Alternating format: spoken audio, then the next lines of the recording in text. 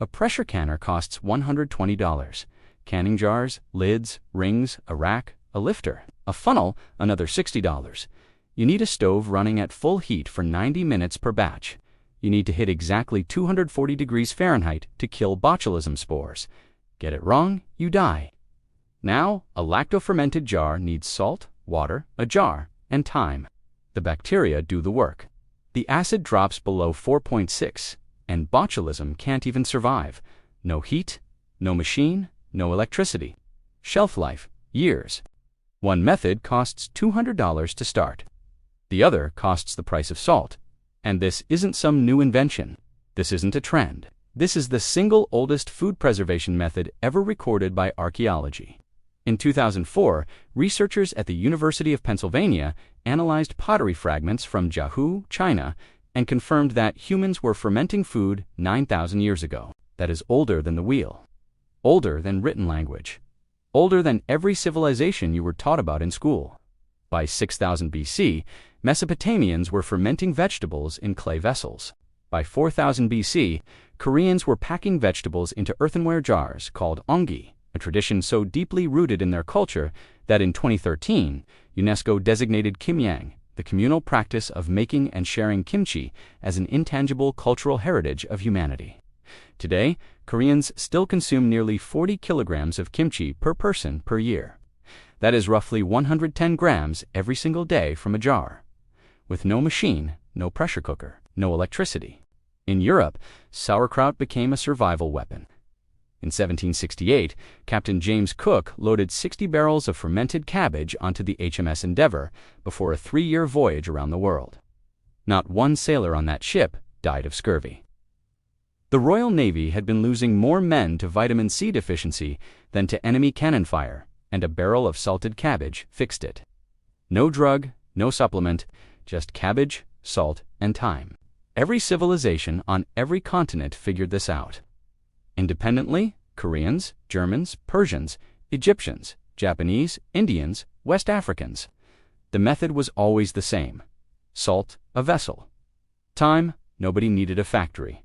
Nobody needed a manual. And the food lasted through winter every single time. So let me explain what is actually happening inside that jar. Because it is not magic, it is microbiology. Every vegetable on Earth has bacteria living on its surface, specifically lactic acid bacteria, lactobacillus. The same family of organisms that live in your gut right now. When you submerge a vegetable in salt water, 2 to 3% salt by weight, you create an environment that kills harmful bacteria but lets lactobacillus thrive. Those bacteria begin eating the natural sugars inside the vegetable. And as they eat, they produce lactic acid. That acid drops the pH of the jar below 4.6, and at that pH, Clostridium botulinum cannot produce toxin, E. coli dies, Salmonella dies, Listeria dies. The food becomes self-preserving.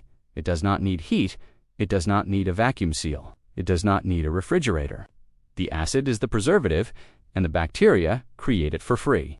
That is the entire technology: salt, water, a glass jar, and patience. Now, let me compare that to what the canning industry is asking you to do. Modern canning was not invented for health. It was invented for war. In 1795, Napoleon Bonaparte offered a prize of 12,000 francs to anyone who could find a way to preserve food for his army. 15 years later, a French confectioner named Nicolas Appert won that prize by sealing food in glass bottles and boiling them. He had no idea why it worked. Louis Pasteur would not explain microbiology for another 50 years. Within decades, tin cans replaced glass, factories replaced kitchens, and a brand new industry was born, not because it was better, but because an army needed it. Today, the global canned food market is worth $144 billion, and here is what that industry requires from you. A pressure canner, $80 to $500 depending on the brand. Jars, lids, bands, racks, a jar lifter, a lid magnet, a bubble remover, a canning funnel, a stove running at full power for 90 minutes or more per batch, a sealed, pressurized vessel that must reach exactly 240 degrees Fahrenheit, and if the temperature drops even a few degrees, Clostridium botulinum spores survive. If they survive, they produce a neurotoxin. If you eat that toxin, you can die. This is not fear-mongering. The CDC data confirms it. Documented cases of foodborne botulism in the United States were traced directly to improperly home-canned food. Every single one involved someone who failed to reach the correct temperature or used a boiling water bath instead of a pressure canner. In 2015 alone, 27 people got botulism from a single church potluck because one person used a boiling water canner instead of a pressure canner to process potatoes. Now compare that to lactofermentation. The CDC data shows essentially zero documented cases of botulism from properly fermented vegetables, because the biology does not allow it. Botulinum spores cannot germinate and produce toxin in an acidic environment below pH 4.6a. Properly fermented jar sits between pH 3.2 and 4.0. The bacteria create the safety mechanism automatically. You do not need to monitor a gauge. You do not need to hit an exact temperature. The jar protects itself. One method has a lethal margin of error. The other method gets safer the longer it sits. Now, let me tell you what nobody in the canning industry wants you to think about. What heat actually does to your food. To kill botulism spores inside a can, you sustain 240 degrees Fahrenheit for a prolonged period. At that temperature, you are not just killing pathogens, you are killing the food itself. Studies show canning destroys up to 90% of vitamin C in some vegetables. B vitamins degrade, enzymes completely destroyed. Every beneficial microorganism dead. The food that comes out of a pressure canner is sterile. It is biologically inert. Zero probiotics. Zero live enzymes. Reduced levels of nearly every heat-sensitive nutrient. You have preserved the shape of the food, but you have destroyed what made it food. Now, here is what happens inside a lactofermented jar. The food is never heated, not once, so every heat-sensitive vitamin remains intact. But here's what most people do not know. Fermentation does not just preserve nutrients, it increases them. Research published in the journal Life in 2023 found that fermentation breaks down phytic acid, an anti-nutrient in raw vegetables that blocks your body from absorbing iron and zinc. Once phytic acid is reduced, the bioavailability of those minerals increases significantly. Fermented cucumbers showed a 4-fold increase in bioavailable lysine.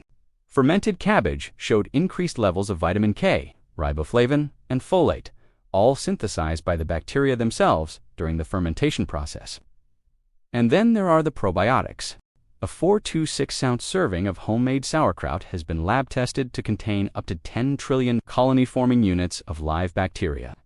A typical probiotic supplement capsule, the kind that costs $30 to $40 a bottle, contains 1 to 50 billion. That means one serving of sauerkraut can deliver more living probiotic organisms to your gut than an entire bottle of supplements. Not a capsule, a bottle. In 2021, the Stanford School of Medicine published a clinical trial in the journal Cell. 36 healthy adults were put on a 10-week diet, high in fermented foods, sauerkraut, kimchi, kefir, kombucha. The results were striking. Gut microbiome diversity increased across all participants. 19 inflammatory proteins measured in blood samples decreased. 4 types of immune cells showed reduced activation. And interleukin-6, a protein directly linked to rheumatoid arthritis. Type 2 diabetes and chronic stress dropped measurably. The lead researcher called it a stunning finding. A simple dietary change, fermented food, reproducibly remodeled the gut microbiome and lowered systemic inflammation in healthy adults. A pressure canner gives you dead food in a metal container. A glass jar of salt water gives you living food with more medicine per spoonful than most pharmacies sell. Now, let me show you how stupidly simple this actually is, because you can do this tonight. Step 1. Pick a vegetable. Cabbage, cucumbers, carrots, radishes, garlic, green beans, peppers, cauliflower. Almost any vegetable works. Step 2. Wash it. Chop it. Pack it tightly into a clean glass jar. Step 3. Make a brine. Dissolve 2 to 3% salt by weight into water. If you do not have a kitchen scale, roughly 1 tablespoon of non-iodized salt per 2 cups of water. Step 4. Pour the brine over the vegetables. Every single piece must be fully submerged below the waterline. Use a small weight, a Ziploc bag filled with brine works, to keep everything under. Step 5. Cover the jar loosely, not sealed tight. The bacteria produce carbon dioxide as they work. The gas needs somewhere to go. Step 6. Wait at room temperature 68 to 75 degrees Fahrenheit. Fermentation takes 3 to 14 days depending on the vegetable and how sour you want it. You will see bubbles rising through the brine. That is the lactic acid bacteria doing exactly what they have done for 9,000 years. Step 7. Taste it. When it is sour enough for you, move the jar to a cool, dark place or a refrigerator. The cold slows fermentation but does not stop preservation. That is it. No pressure gauge, no special equipment, total cost, the price of salt and a glass jar you probably already own. Cold-stored lacto-fermented vegetables remain safe and edible for months to years. Fermentation communities have documented jars lasting 3, 4, 5 years in cool storage. Korean families have traditionally made enough kimchi during a single autumn kimyeong session to last the entire winter and well into the following year. There are German households that keep sauerkraut crocks going continuously, pulling from the top, adding to the bottom, for decades without interruption. So if this method is 9,000 years old, if it is safer than canning, cheaper than canning, healthier than canning, and simpler than canning, why does nobody under 40 know how to do it? Follow the money. The global canned food industry is $144 billion and growing. The canning equipment market sells millions of pressure canners, replacement lids, and accessories every year. The probiotic supplement industry is projected to hit $97 billion in 2026. Lactofermentation threatens all three of those industries simultaneously. It replaces canned food with a jar and salt.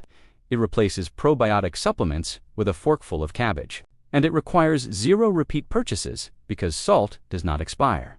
Glass jars are reusable forever, and the bacteria come free on the surface of the vegetable itself.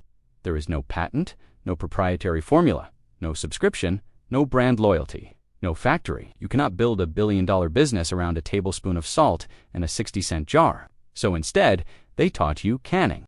They put canning in home economics textbooks. They built USDA guidelines around pressure canners. They made you afraid of fermentation by repeating the word botulism, while their own data shows that the botulism risk comes from improper canning, not from fermentation. In 1906, the canning industry helped lobby for the Pure Food and Drug Act, the same legislation that established the FDA. The regulatory infrastructure of food preservation in this country was built by and around the canning industry. Fermentation was never banned, it was never made illegal, it was simply never included, never funded, never promoted, never taught. And slowly, over 2 or 3 generations, an 8,000-year-old skill that every grandmother on every continent once knew simply vanished from the culture. Not because it failed, because it worked too well, and it did not cost enough for anyone to profit from. Here is your final comparison. A family of 4 buying canned vegetables spends roughly $600 to $1,000 a year on preserved food. That food has been heated to 240 degrees Fahrenheit. The vitamins are degraded, the enzymes are dead, the probiotics are 0. The cans are lined with BPA, a chemical linked to endocrine disruption, and the shelf life depends entirely on the integrity of a factory seal. That same family, fermenting vegetables from a garden or a local farmer's market, spends the cost of salt, glass jars they already own, and time. The food is more nutritious than the day it went into the jar. It contains billions of living probiotic organisms per serving. No BPA, no preservatives, no added sugar, no added anything. And it lasts for years on a shelf in a cool room. One system needs a factory, a supply chain, a trucking network, a retail shelf, a $144 billion global industry. The other system needs a kitchen counter, 9,000 years of proof, every continent, every civilization, every grandmother, salt, water, a jar, and time. That is all it ever took.